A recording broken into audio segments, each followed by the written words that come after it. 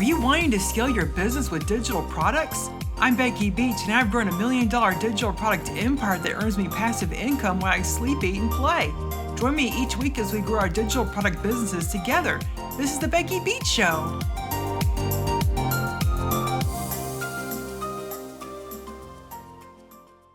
Well, everybody, welcome to the Becky Beach Show. I'm Becky Beach, and today's guest is Monica Froese. She's a digital shop coach. Welcome, Monica. Thanks so much for having me, Becky. I always love talking to you. Oh, yes, I've been following Monica for years. I've also been in her mastermind, and she is just such a life-changing coach. I highly recommend her to everybody. So, Monica, I understand that now you help people with AI products.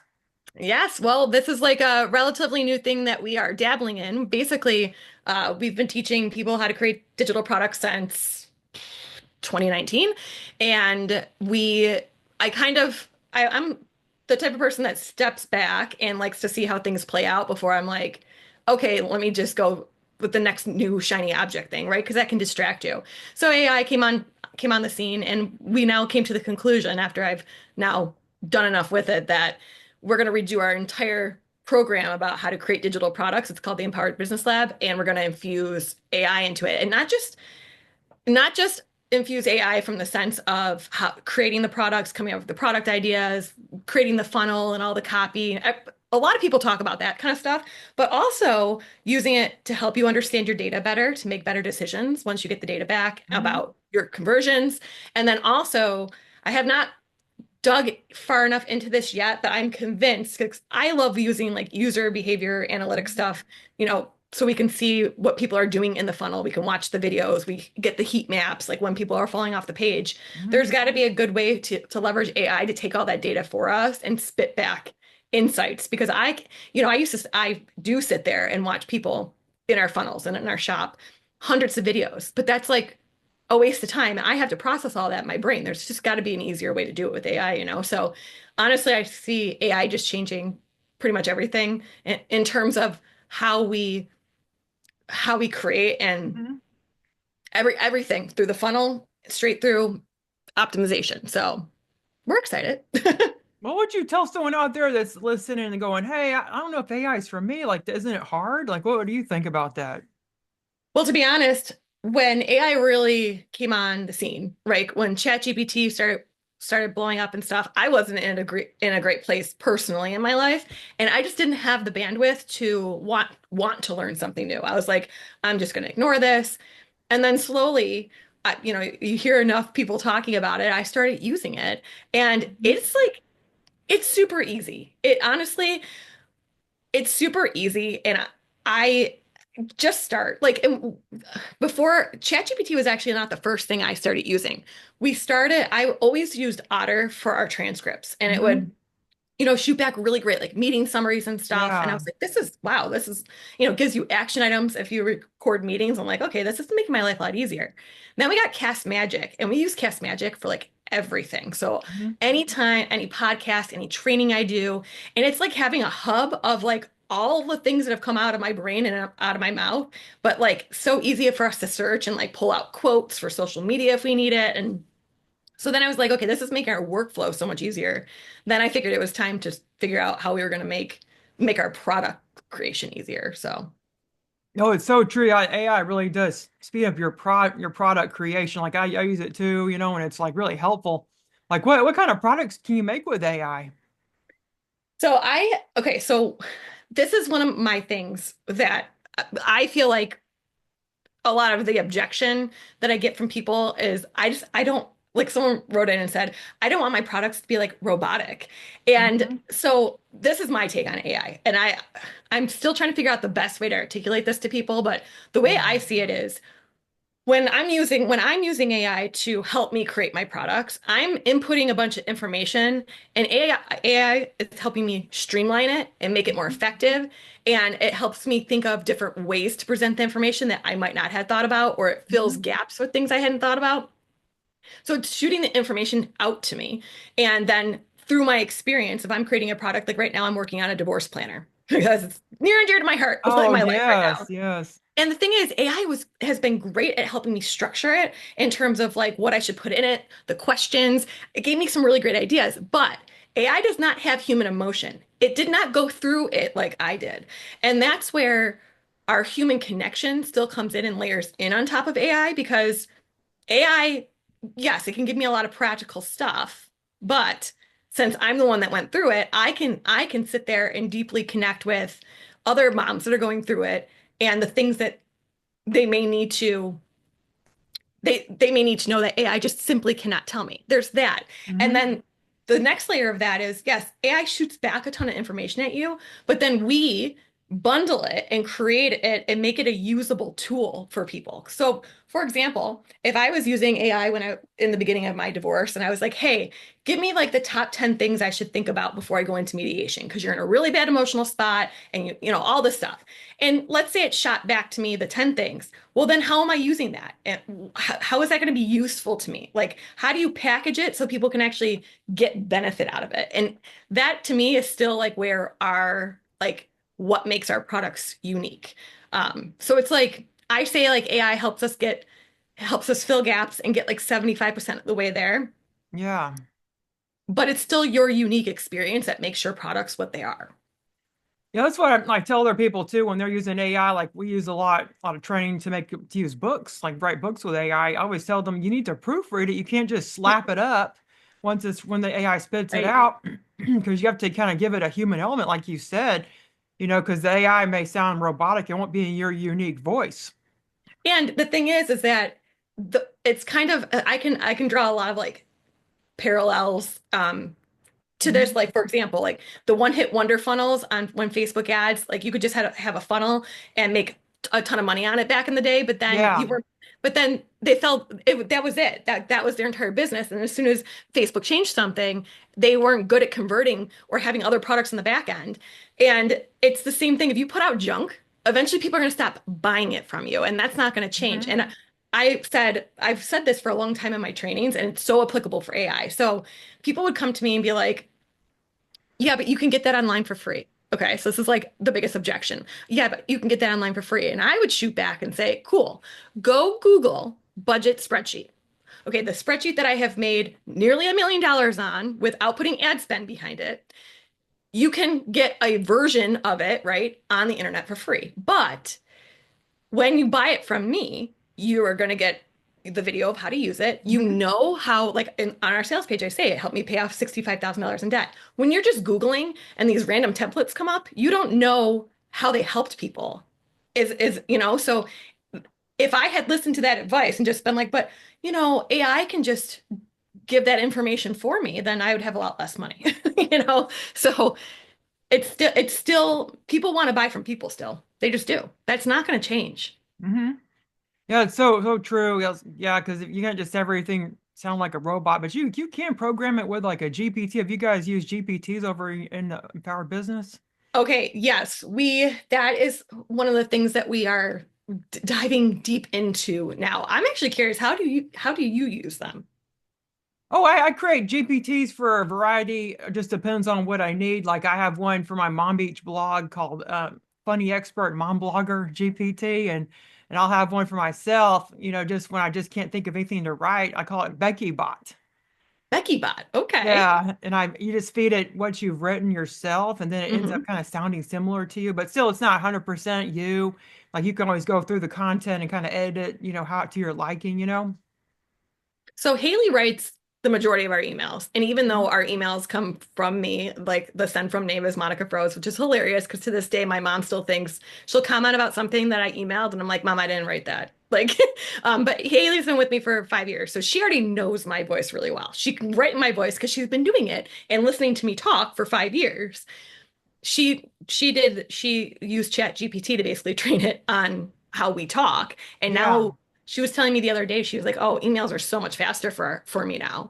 And that's like one of the reasons people ask me a lot. And you know what? You do this too. You email like every day. We meet email almost every day. Hmm. Like that's we use AI to help us be able to do that. That's a lot of brain power for someone to write an email every single day. Oh yeah, like we're not before. Like so sometimes now, like I'll use AI to help me if I'm trying to transition into selling something. I usually I'll use a story, and then I'll transition the story into selling something. So Mm. like sometimes I can't make a parallel between my story and the product. So I'll use AI to kind of help with that, nowadays. But I used to do it myself. And it was like I was sitting a long time, probably like an hour or sometimes, just trying to think of a way to segue into the product. And if I couldn't, I have to pick another product to segue into. Uh, Same. That that reminds me of when I went to see Taylor Swift in London over the summer with my daughter, and I was like, oh, I have no idea what we should do for the shop. I was just like, flying over the ocean. I just didn't have like the creativity of like a promo to run. And I was like, well, I put it into ChatGPT and I was like, I want to do a Taylor Swift inspired promotion. And the things I got back were great. It ended up being one of our top promotions in the shop. And I had no brain power to come up with it. They ended up being, because 13 is a big number. Mhm. It was a 13-hour promotion, 50% off in the shop. I'm like, that's actually kind of genius. And I think we like themed it with like our 13 favorite songs or something. Mhm. I don't, and it made everything so much easier. I actually did something kind of cool with it the other day, if you want me to tell you about it. Well, I Oh, thought. sure. I'd love to hear. Okay, so I mentioned that the very first product that we ever created was our family budget spreadsheet. This was back in 2016. Mhm. This is before anyone talked about digital products. It was like not a concept on the internet at this point. And I didn't Yeah. even realize when I came out with the spreadsheet that I was creating a digital product. I just was like, my audience has said they have this need. Mhm. I'm creating a solution. That's how I define a digital product to this day, because it's what it is. Someone has a problem, you create the solution. Mhm. Well, this spreadsheet has needed an uplift for a while, like a facelift for a while. And we've kind of put it off, but we're relaunching our Redefining Mom brand, which is where we sell that. And I was like, I wonder what ChatGPT could help us with in terms of coming up with new ideas. So I uploaded the spreadsheet into ChatGPT and I Mhm. said, analyze each of the tabs and come back with ways we can enhance it. Oh, Now, cool. that really was cool. It came back with a lot. I would because Haley and I are sitting there like, I don't know. I mean, we could add like some charts and stuff and like make it look better, but like what are we missing? Well, it came back with a lot of cool ideas. But then I was like, I wonder, because now that I talk about like divorce topics and we're, you know, co-parenting, single mom stuff, where the blog originally was for working moms, Yeah. our Google Search Console has started picking up on some single mom terms. And so I said, "Hey," to the ChatGPT, I said, how can I take the family budget spreadsheet and make it um, for single moms?" And honestly, I was like, I don't even know what different I would do about it, because isn't a budget kind of a budget? I was stumped. So many ideas. And so I'm like, okay, this really opened up my mind to the fact that you can use it to to make your current products better, but Mhm. then also to help you take your current products and pivot them to also serve adjacent audiences. Like, I'm going to take this one spreadsheet and I kept going down the rabbit trail. I could probably do about 7 different variations of it for different adjacent people in my audience. And I'm Mhm. like, this is the power. Like, we've taught for our shop strategy, the power of repurposing our existing content for shop listings, because there's a lot of times like we have people have like bigger courses, right? And how do you can take a lot of stuff out of those courses and they can be standalone products in your shop. So we've talked about this for years, but now I'm like, oh, but with the help of AI, you can like plug it in and just Mhm. the amount of ideas, and they're good ideas too. So I had a lot of fun doing that. And I've only done it with one of our spreadsheets, and we have a lot of spreadsheets. So I think that's going to be like one of our top projects for Q1, is to really like create more spreadsheets with the help of AI. And the only thing I haven't figured out, and if you know this, well, I haven't really dug very deep in this, so I'll ask if you have. We haven't really found anything that helps you create the spreadsheet with AI. Oh yes, you can do it because Python is integrated in ChatGPT, and they recently imported some Python libraries that use Google, not Google, but yeah, 'cause it does use Google and it does Microsoft Office, so it will generate Word docs, PowerPoint, and also Excels, and you could just tell it to generate you a spreadsheet like with like, but it will spit out like one that has like columns done for you with the categories listed. And that really helps, like as a starting point, but it won't do calculations. It's, 'Cause it just won't do it. and it doesn't do design either, right? No, You no, don't it know won't do anything. the design because I actually had a course where I showed how to make printables with the spreadsheet by using a PowerPoint. So it just spit out the printable, but it didn't have much of a design. it just had like you make like it had a planner, but had like the categories and the tables. Like you'll make the tables for you, but you had to go back and design it and stuff. Yeah.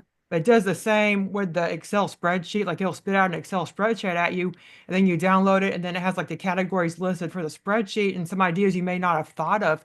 And it won't do multiple tabs either. It just does the one tab with the categories in the table. I feel like that's going to be something that someone's going to come up with because Hmm. if, and I feel like there's got to be something out there that would help you with this design. Have you used Google Gemini at all? Oh yeah, like a little bit, but not much. Like No, I me tend to neither. use Midjourney and Ideogram. What's Midjourney like? I've heard about it. I have not used it. Oh, it's really good. It uses the DALL-E, the same as Google Gemini. It will use images. It will create images for you with AI. You can make coloring books with it, clip Okay. art, like all different kinds of things. You may want to talk about that, to your audience. It's like really fun, and we use it a lot for like wall art too. You can make because wall art sells really good on Etsy. Oh, okay. That's cool. Yes, these are so I'm definitely like I when I am learning something or like kind of I like to do one thing at a time and then now I'm ready to like branch out a little bit further from ChatGPT, so I'll definitely look into that. Oh yeah, they can make so many different products.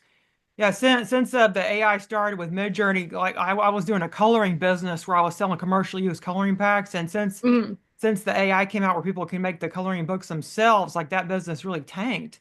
So it's always good to pivot because sometimes the AI will mess up the business you may have. Because that was a really good. I was making like 7,000 a month sometimes from a single pack, and now I can't match those numbers. I can barely Well, break now even on the price. Yeah.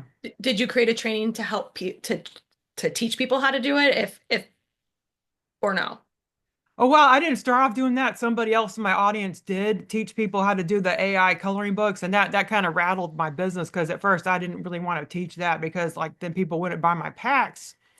But eventually, like all these other people started jumping on the bandwagon, and soon everybody was teaching how to do coloring. And I was like, gosh, just have to, kind of like remarket this as hand drawn and kind of like beefing up hand drawn instead of saying that it's better. Because when you publish a book on Amazon, it will ask you if the image is AI, and they're kind of coming down on people that are using AI content. I Interesting. noticed. Hmm. Well, okay, so that was a big question I got from a student of mine actually about like AI stuff saturating Pinterest, for example, and like how do you stand out? And I still have these platforms are going to have to crack down, in my opinion, because if you have a platform that just gets overridden with junk, people Hmm. aren't going to want to use it anymore. So that we've got Right. that.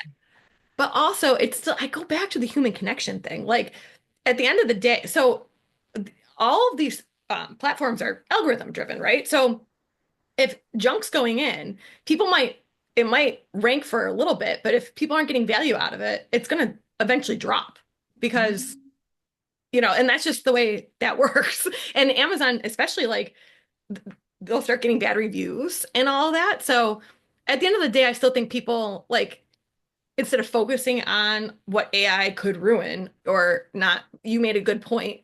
Keep in mind it might force you to have to pivot with Right. your Yeah. niche, and that's fine. That's going to happen no matter what. Like, I mean, stuff in the world will happen that will force you to pivot. It's not just it is what it is. That's part of being in business, but I don't have a outlook of like, oh, this is gonna like ruin us because we're still Mhm. humans. Like AI can't be human.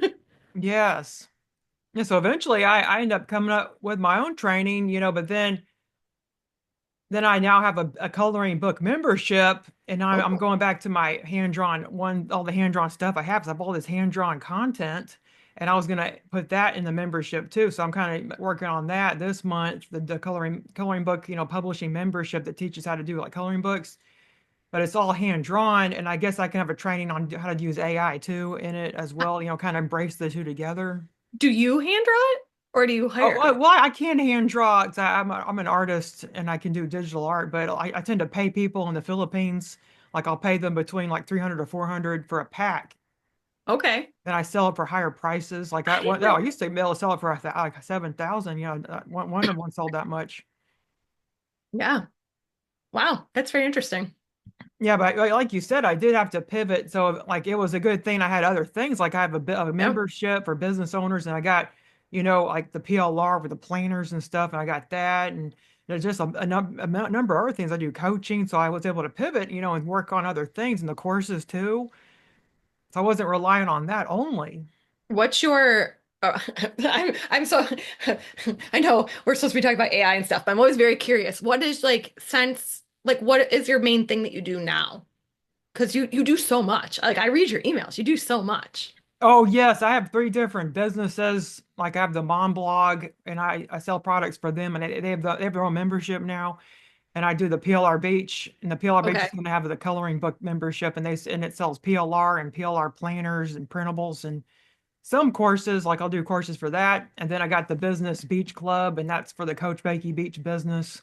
Okay. Yeah, so I just got a number of things. I'm always like I kind of ADHD. I just have to keep doing things. I'm always focusing on different things. Well, we're somewhat similar, but one of the things I've done, I got asked this by a student the other day.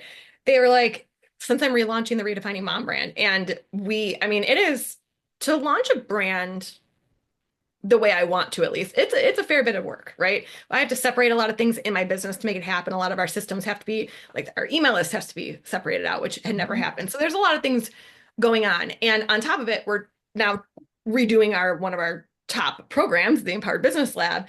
And she said, how can you do both of this at once? And I said, well, we're fortunate in the regard that we're actually teaching in Empowered Business Lab AI what I need to do for the Redefining Mom relaunch. Because in order for me to relaunch, I have to have the products ready. So as we are teaching people, I'm creating the Redefining Mom products. And the cool part about that is it's killing two birds with one stone for us. But then people actually get to see us create the products that we will go on to sell. And, so I feel like it's going to be pretty helpful, hopefully. Oh yes, definitely. Yeah, I wanted to sign up for that training you had on showing that what you're doing with refining mom, but I just never got around to it. But I heard might have been really helpful. Yeah. Oh, yeah. I had this idea when I decided, okay, I'm going all in on relaunching Redefining Mom. It was just time. And Hmm. I've wanted to do it for years, but I just have not had like the mental bandwidth to do it. And I'm like, this is going to be the year. I was just basically a behind the scenes. It's a shared Google Doc. And as I'm making decision, there's also a private podcast that comes with it. So like the other day, I was recording, I'll have like, okay, my email marketing strategy, for example, and I'll record a private podcast about it. But basically, it's me documenting all my decisions that go into this relaunch. So it's been helpful to keep me accountable too. Oh, awesome. Yeah, so like tell us more about your life, like how you got started doing this. I'm sure people are wondering. That's a question I would have if I was listening, like to Yeah. learn more about you.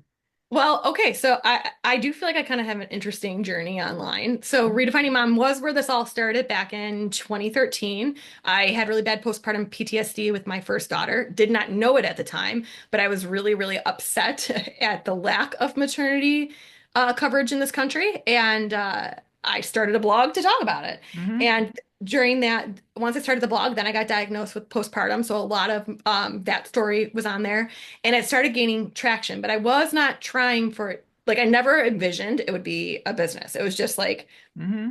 a hobby. And I unintentionally was growing a platform. But my corporate career, I was in marketing. So I understood the tenets of what I was doing. So like I knew to have an email list and all that stuff. Well, I ended up getting invited to meet President Obama through the Oh, blog. yeah. And he like I mean, I got to like literally get to go into the West Wing, sit at the small six-person table with him.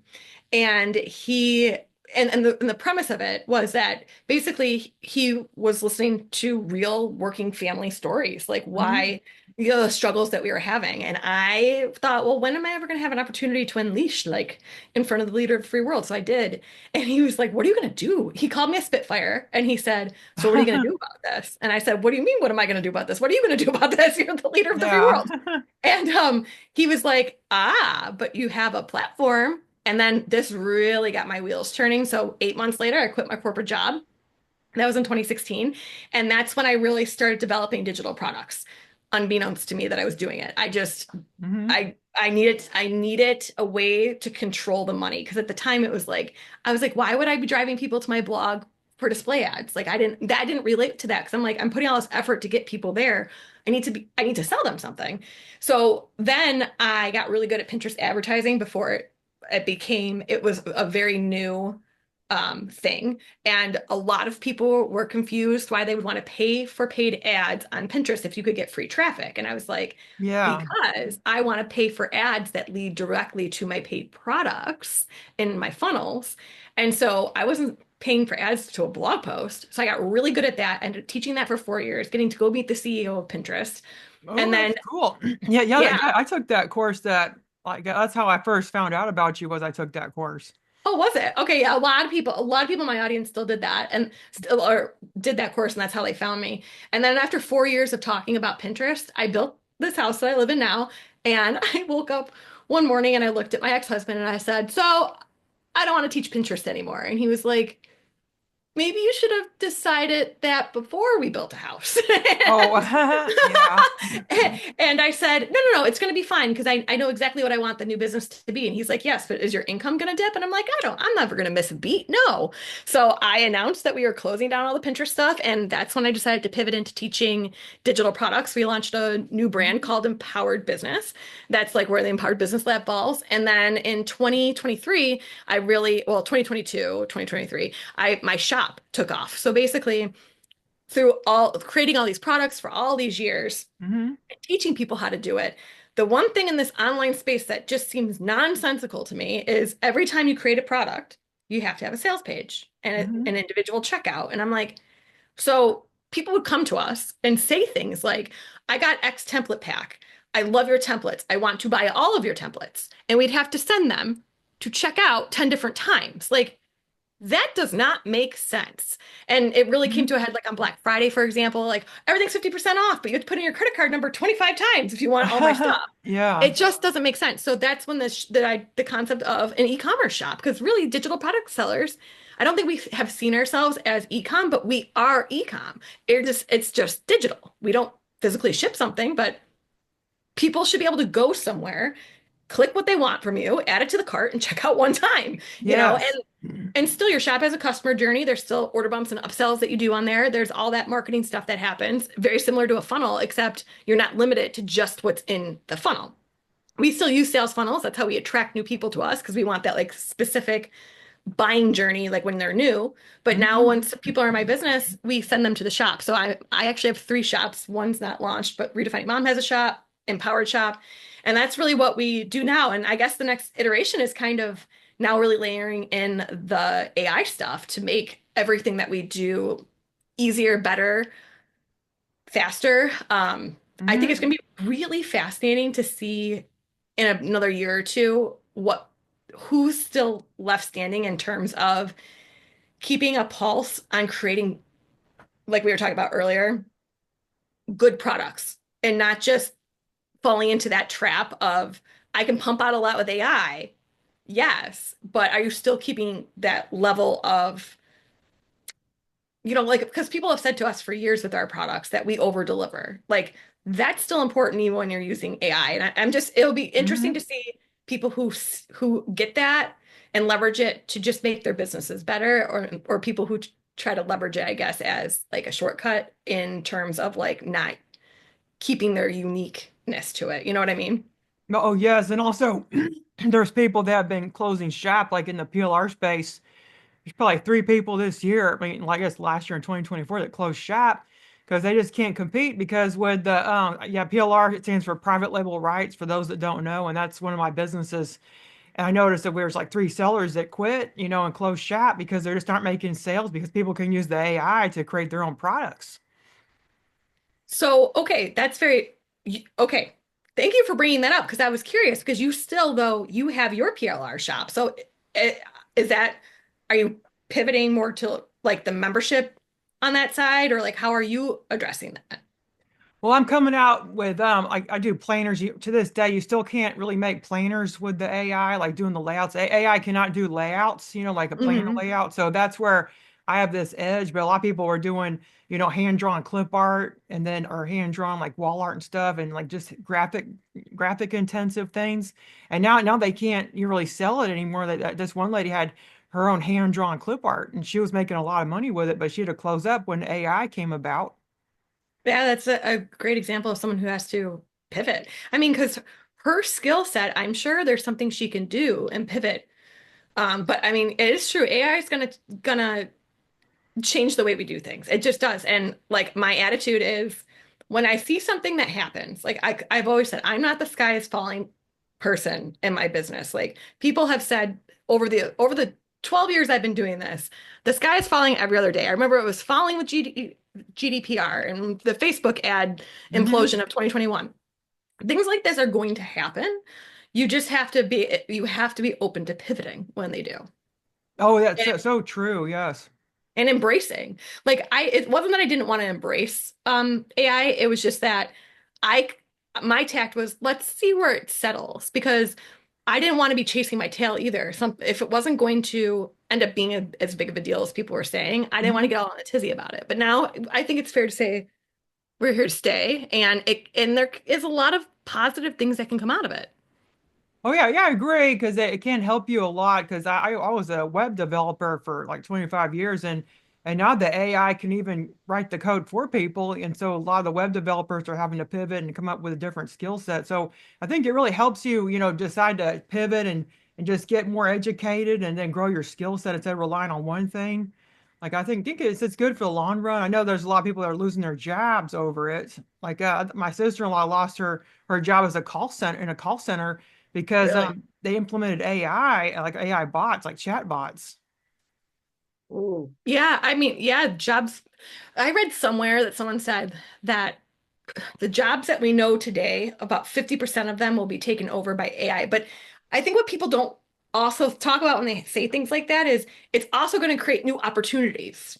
Like Mhm. it goes both ways. I mean, think about jobs that existed 100 years ago, like the milkman. There's no milkman Yes, anymore, yes. you know? Like, and Yeah. because my last house, we had a milk door. I remember my daughter asking, she's like, what is this? I'm like, literally a milkman used to come and deliver fresh milk every day because there was not refrigerators. I mean, think about Yes, that. yes. The milkman's out of a job. He had to figure out, he had to pivot. I mean, I know that like with the drones that they're starting package delivery, I live in Buffalo, so we don't get cool stuff like that until Hmm. everyone else does. But Yeah. like I watch the mailman out my window every day. I sit at this desk and I'm like, eventually there's not going to be a mailman. They're going to figure out a different way to deliver our mail, you know? Right. It's just the way it is. But with innovation comes new, think of all the jobs that existed 100 years ago that don't today, but didn't exist 100 years ago and do today. It's the same thing. Oh yes, I just think every business owner needs to embrace AI. At first, I didn't embrace it. I was against the idea. When I heard about ChatGPT, I was like, "Oh, that's awful," because I'm a writer. Like I would write my own blog posts, and Yeah. and I refused to use it for my blog. All these people were saying, "Oh, you can use it for your blog to write your blog post," but I was like, "Oh, I don't like that. I don't like the idea. It's just not my brand. I want to be, more authentic. It doesn't seem to be." But eventually, I embraced it, and now, like, I help to write my blog post. Like, I'll do the outline, but I still like to write it myself. Same. I view it as an assistant. Oh, I right. I just recently turned on the Zoom AI feature. So every time I get off of Zoom now, it sends me a meeting recap. And I'm like, this just cut out so much. Like I used to sit on, our team calls or like even my student calls and I'd get asked these great questions. But like all this information's coming in at you. And I would try to keep it on my sticky notes sitting here and I would forget about it. And now AI just packages it up and makes it actionable for us. And it's like, it's there's a lot of good things that come out of it. Yeah, so agree. Yeah, so let's go ahead and talk about your Yeah. start your AI engines challenge. It's a 4-day challenge, and we'll have the link in the show notes. But go ahead and let us know more about it. Yeah, I'm really excited about it. I actually just created all the content for it last week.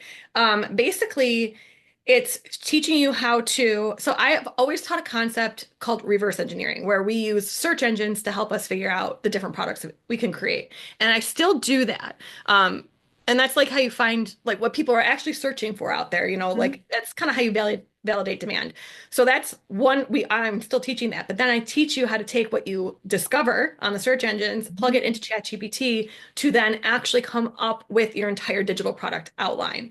And I actually like we give you prompts, um, and walk you through how to do it. And I actually show you, as I mentioned, the first product I want to create for the Redefining Mom brand is a divorce planner because that's like a new pillar that we're launching. Um, and so I take you through the entire process, and at the end, I now have my entire planner mapped out. So then like so that's the challenge basically gets you to understand how to leverage AI properly to actually have a usable product at the end of it. And then our Empowered Business Lab is being redone, and that's going to teach you how to take that outline and then Mhm. actually create the product. So Oh, I that think it's sounds so interesting. I'm excited. And the reason I pre-record, I used to teach this, I historically I would have taught it live, but I decided to do like shorter videos so people could get through it. And then we're going to do implementation sessions because I know AI is new for a lot of people. And also it can be intimidating when something's new. So we're going to do on Zoom meetings, like not webinars. So you can actually like talk to us Mhm. um, and work through the different prompts and stuff. So I'm excited about that too. Oh, yes, it's going to be happening Monday, January 27th through the 30th. And it's going to have a daily lessons, private Facebook group, and live implementation. Yes. So we'll Very have a excited. link to this in the show notes so you can like check out her free challenge. Go to beckybeachshow.com and I'll give you all the information. Well, thanks much for being here, Monica. Do you have any last words for our audience? Oh, well, thanks so much for having me. I always enjoy talking to you. You're one of my favorites. Becky is a great one to learn from. And Mhm. just thanks so much for having me on. Oh, great. Well, again, check out the show notes at beckybeachshow.com and also check out Monica's site, empoweredbusiness.com and also empoweredshop.com. Is it empoweredbusiness.co, right? Yeah, it's empoweredbusiness.co. Yeah, dot So co. empoweredbusiness.co, empoweredshop.com, and also probably the easiest way to reach me is on Instagram. It's just monica.froese is my username. Oh, very cool. Yeah, she always has interesting things going on there. Well, thanks again for listening, everybody. Again, check out the show notes at beckybeachshow.com. And thanks again, Monica, for being here today. Thank you. Thanks so much for listening to the Becky Beach Show. Please check out the show notes at beckybeachshow.com and my membership, businessbeachclub.com, to start and scale your own digital product business. Have a great day. See you next time on the Becky Beach Show.